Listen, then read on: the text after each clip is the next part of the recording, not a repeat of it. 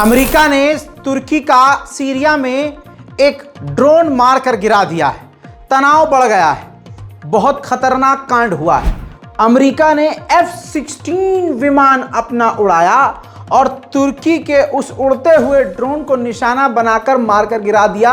आपके सामने ये तस्वीरें हैं, ये उसी तुर्किश ड्रोन के मलबे हैं। जानकारी के लिए बता दूं कि अमेरिका ने बताया कि सीरिया में अमेरिकी हमारे बेस के बेहद करीबी एरिया में तुर्की का ये ड्रोन हथियार के साथ उड़ रहा था, जिसे हमने मार गिराया है।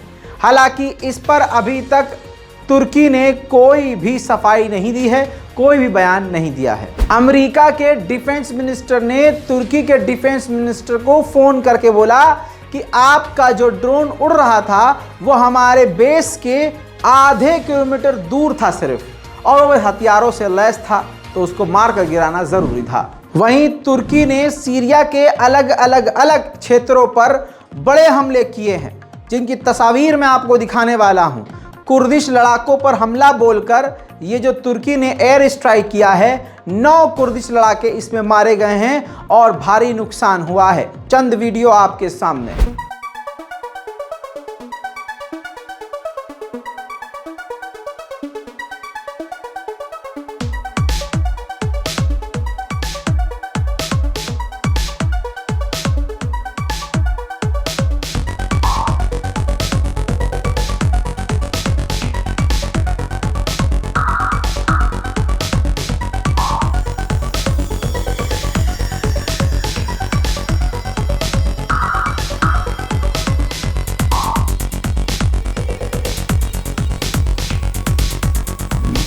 अभी 4 दिन पहले तुर्की के अंदर एक सुसाइड अटैक हुआ था। जी हाँ, जिसके बाद तुर्की के विदेश मंत्री ने बयान जारी करके कहा है कि वो सुसाइड अटैकर्स, आत्मघाती हमलावर कुर्दिश लोग थे और वो सीरिया से आए थे। हम सीरिया पर इसीलिए हमले करते रहेंगे। बयान सुनिए। Bu son olaydan sonra da istihbarat ve güvenlik güçlerimizin yaptığı çalışmalar neticesinde 2 teröristin Suriye'den geldikleri, burada eğitim gördükleri açıklığa kavuşmuştur. Bu vesileyle yani buradan şunu ifade etmek isterim.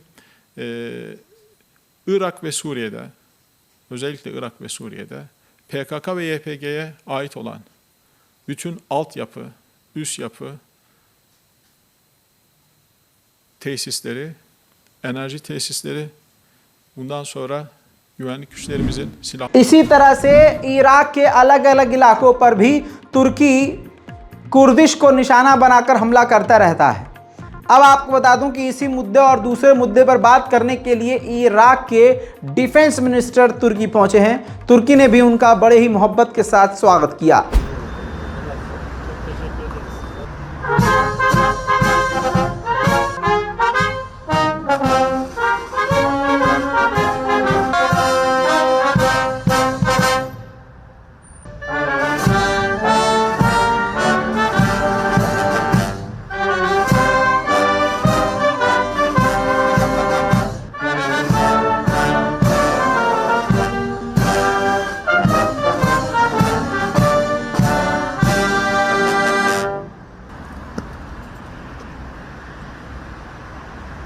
Onur kıtası, dönüşünüz hazırdır Eksilaz.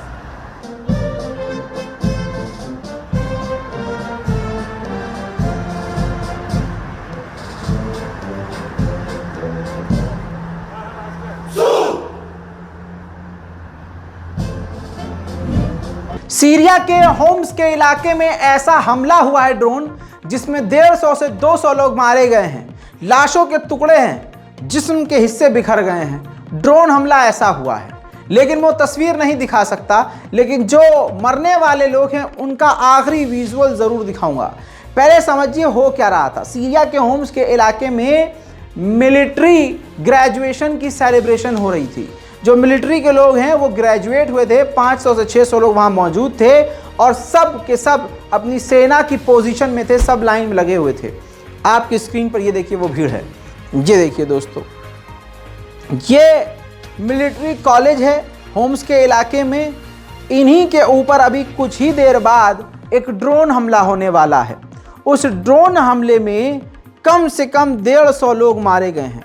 आसमान से अचानक से drone हमला हुआ। अभी ये हमला नहीं हुआ है, अभी वो सेलिब्रेशन कर रहे हैं, सेलिब्रेट कर रहे हैं। ये जो है टोपियां हवा में उछाल रहे हैं, खुशियां मना रहे हैं, ग्राउंड में दौड़ रहे हैं क्योंकि उन्होंने ग्रेजुएशन कंप्लीट कर ली है और अब ये सेना में अच्छे खासे पद पर जा सकते हैं। ये वहाँ का ऐसा रूल है। ये खुशियाँ मना रहे हैं। ये सभी के सभी सीरिया के मिलिट्री हैं। लेकिन अगली तस्वीर अब जो आप देख रहे हैं ये उसी ग्राउंड में हमले के बाद का है। मैं इससे आगे का वीडियो दिखा नहीं सकता, 150 लोग मारे गए हैं। अब मैं आपको बता देता हूं कि अभी तक ये क्लियर नहीं हुआ है कि ये तुर्की ने किया या अमेरिका ने किया कि किसी और ने किया। अभी तक की खबर ये आ रही है किसी ने इसकी जिम्मेदारी नहीं ली है, लेकिन जिस इलाके से ये ड्रोन आने की आशंका थी, सीरिया का इदलिब का इलाका, वहां पर सीरिया की मिलिट्री ने खतरनाक हमले कर दिए, जवाबी कार्रवाई। देखिए सीरिया की जवाबी कार्रवाई।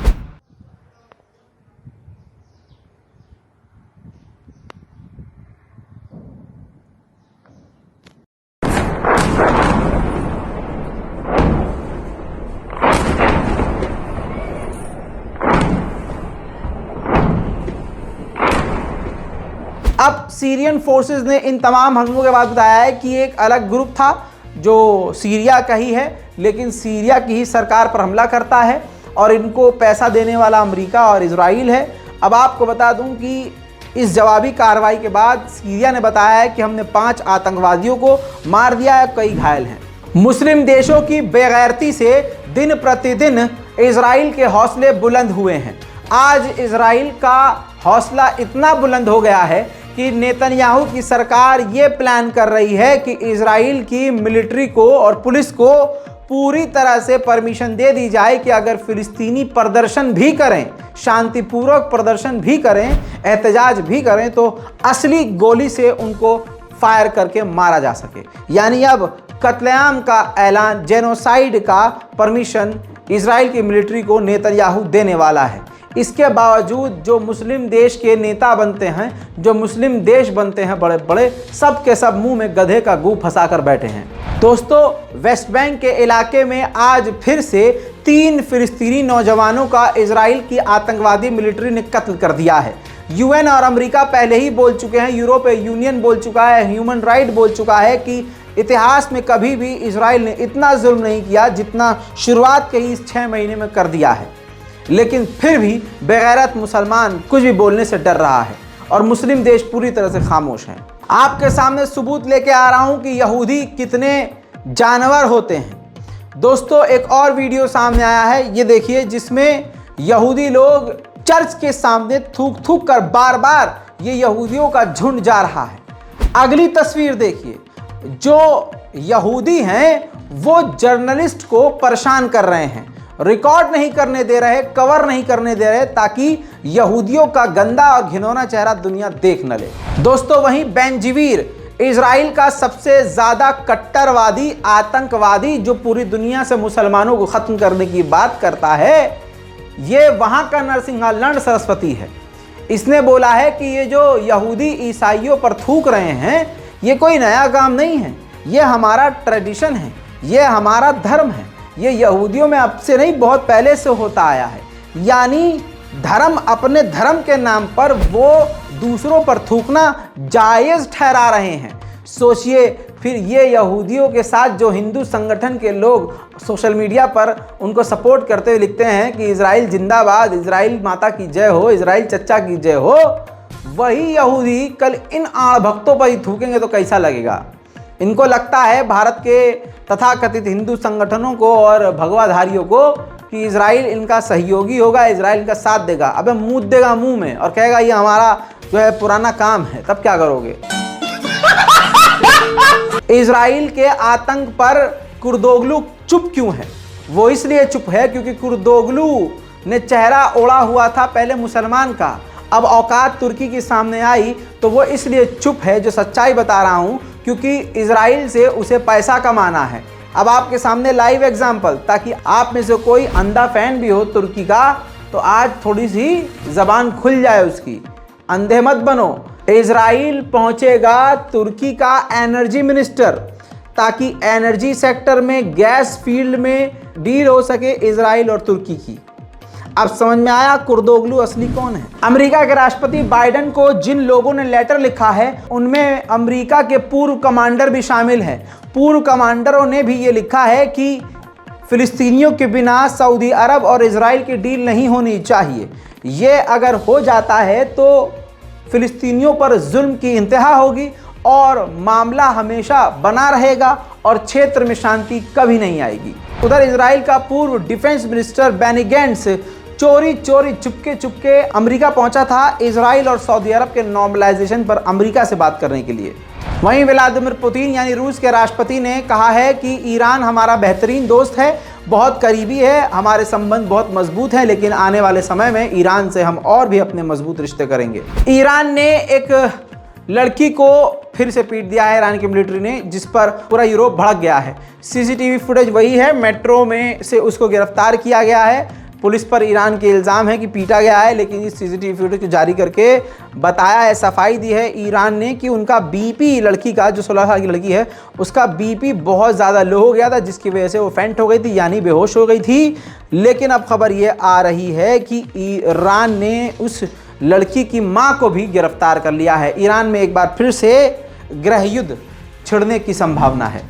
दोस्तों बड़ा झटका आर्मीनिया को। आर्मीनिया का बेहद करीबी ईरान बनता था, लेकिन आज़रबाईजान के साथ ईरान का तनाव रहता था। अभी कुछ दिन पहले तक ईरान धमकियां दे रहा था, ड्रोन ड्रिल कर रहा था और आज भी ड्रिल करी है, वो भी आपको बताने वाला हूं। और वो ड्रिल कही जा रही थी कि आज़रबाईजान को धमकाने के लिए, लेकिन ईरान के डिफेंस मिनिस्टर और आज़रबाईजान के डिफेंस मिनिस्टर ने पता नहीं फ़ोन पर क्या खिचड़ी बनाई कि आज़रबाईजान पूरी तरह से ईरान के साथ हो गया और ईरान की तरफ से कहा गया कि नेवी ड्रिल ईरान और आज़रबाईजान की सेना एक साथ करेगी क्षेत्र में। तो दोस्तों आप समझ सकते हैं कि पूरा पासा पलट गया है, माहौल बिल्कुल बदल गया है। दूसरी तरफ ईरान ने जो ड्रोन ड्रिल करी है ये उसकी एक्सक्लूसिव और ताज़ा तस्वीरें हैं, जिसके बाद कहा जा रहा है कि अमेरिका काफ़ी ज़्यादा हैरान और परेशान है। ईरान ने इस ड्रिल के अंदर अपने नए ड्रोन, हथियार वाले ड्रोन और जासूसी ड्रोन शहीद 129 सेकंड जनरेशन और शहीद 123 ड्रोन जो है और शहीद 129 विद आर्म यानी हथियारों से लैस ड्रोन को उड़ाया है, दिखाया है और उसकी शक्ति दिखाई है। ईरान के तमाम तरह और तमाम साइज के ड्रोन ईरान ने इसमें दिखाए हैं। ईरान के ड्रोन शक्तियों से पहले ही यूरोप काफ़ी ज़्यादा परेशान है। इस ताज़ी तस्वीर के बाद एक्सपर्ट का कहना यही है कि अब यूरोप और ज़्यादा परेशान हो जाएगा। अब दोस्तों अगली ये तस्वीर मैं आपको अलग से दिखाना चाहूँगा। ये ड्रोन नया ड्रोन दिखाया है जो कि साइज़ में काफ़ी बड़ा है। नाम इसका कमान 19 है, कमान 19, बो 19। ये काफ़ी बड़ा है साइज़ में और काफ़ी ख़तरनाक है। कहा जा रहा है कि इजराइल को और अमेरिका को निशाने पर रख के ये ड्रोन बनाया गया है। रिपोर्ट ये आई है कि आज़रबाईजान ने आर्मीनिया के नागोर्नो काराबाख पर जो हमला किया था, हमला करने से पहले इजराइल से भारी भरकम हथियार खरीदे थे, फिर उन्हीं हथियारों का इस्तेमाल करके उसने नागोर्नो काराबाख पर हमला किया। तुर्की का जानी दुश्मन ग्रीस है, मैं आपको पहले भी बता चुका हूं। अब ग्रीस ने आर्मीनिया का साथ दे दिया है, कहा है कि हम आर्मीनिया के लोगों के साथ हैं और हम आर्मीनिया को हथियार भी देंगे और मदद भी देंगे। दोस्तों आज़रबाईजान ने नागोर्नो काराबाख में आर्मीनिया के एक व्यक्ति को गिरफ्तार किया है जो उस इलाके का गवर्नर था।